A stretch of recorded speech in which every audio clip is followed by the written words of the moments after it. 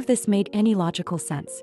A wild dream seemed like the only explanation Kyung Hwi could accept.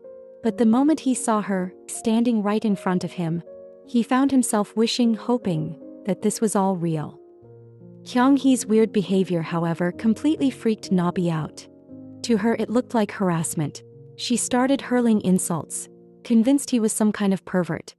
But Kyung Hwi snapped back, yelling at her instead, for driving him insane all this time. Even though the whole situation was bizarre, he didn't mind. As long as it was really her, the Nabi he missed so much. Of course, all those strange words earned him a flurry of angry punches.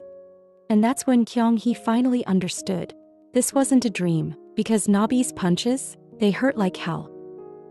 Kyung Hwi had truly returned, nerdy appearance and all. He happily greeted Sulky, but Sulky, clearly uncomfortable, kept his distance, worried about being seen too close to him. Kyung Hwi's eyes, however, stayed glued to Nabi. And just like old times, she called him an idiot again. But there was one thing Kyung Hwi had forgotten: the school bullies led by Ki-ho. With his now adult mindset, Kyung Hwi wasn't afraid of them anymore. He told Ki-ho to do his own homework and get out of his sight. The tension broke when the teacher walked in. And as the class settled, Kyung Hwi found his thoughts drifting. He began to wonder, maybe Nabi was the reason he was sent back to the past. 6 days from now was the day Nabi would die. He had made up his mind. He would protect her and change her fate. But first he needed to understand, why did she want to end her life in the first place? He regretted never asking Nabi's father, who had only blamed himself. Then something struck him. Today was the very same day he had once planned to end his own life. Meanwhile, Nabi got scolded again for falling asleep in class. The teacher harshly criticized her, saying she must not have any dreams or goals in life. Kyung Hwi stood up without hesitation, defending Nabi.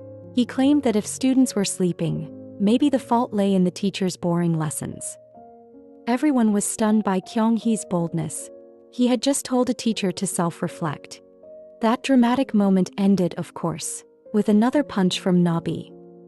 As punishment, both of them were assigned detention, though only Kyung Hwi ended up doing the actual work.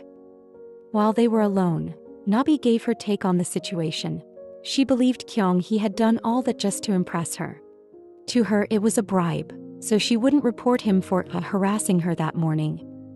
Kyung Hwi couldn't help but laugh at her wild imagination. But deep down he didn't care what she thought. All he wanted was to save her, and if that meant doing anything she asked, he was more than willing.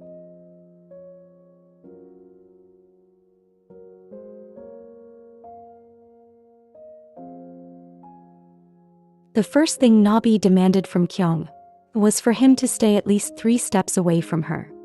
Kyung Hwi tried to explain that the incident this morning was a big misunderstanding, one he couldn't even begin to explain properly.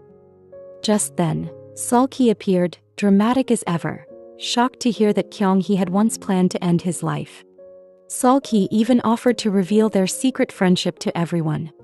Kyung Hwi quickly tried to explain himself, worried that Nabi might get the wrong idea about them. Meanwhile, Sulky clearly had no intention of keeping his distance from Kyung Hwi. Earlier that day, Ki-ho and his gang had gone through Kyung Hwi's bag looking for his homework. In the process they caused something else to fall out, a letter, Kyung Hwi's suicide note. Sulky was the one who picked up the heartbreaking letter.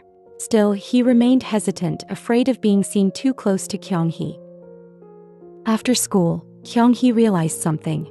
Among the things that came with him through time was Nabi's diary.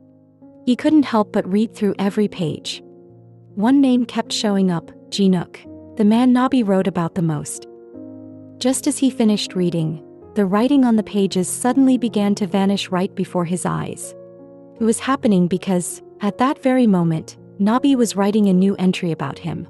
In her latest words, she called Kyung Hwi sneaky, and said she needed to stay away from him. This small change left Kyung Hwi anxious. What if it affected his future? What if he could no longer become a doctor? But he quickly reminded himself, Nabi's safety had to come first. The next day, Kyung Hwi finally changed his appearance. But Nabi didn't seem impressed. She simply reminded him again to stay 3 steps away. Still, all Kyung Hwi could think about was how to save her. He began to wonder if the man named Jinuk might have something to do with why Nabi wanted to end her life. His new look was met with dramatic fanfare from Sulki, who feared that this glow-up could be Kyung Hwi's final chapter. Once again, Sulki backed away the moment Ki-ho and his gang showed up. As expected, Kyung Hwi's makeover became a target for their mockery, a reminder, they said, for him to know his place. Right in the middle of their shouting match, Nabi stepped in, asking them to stop fighting here. Kyung Hwi's attempt to protect Nabi didn't go unnoticed. To the others, it looked like he had a crush on her. Nabi herself seemed a little thrown off. Why was Kyung Hwi suddenly so bold, standing up to Ki-ho? Then, an old painful memory flashed through Kyung Hwi's mind. But this time he changed it, by turning Ki-ho into the new victim. Unfortunately, Nabi got caught in the crossfire too.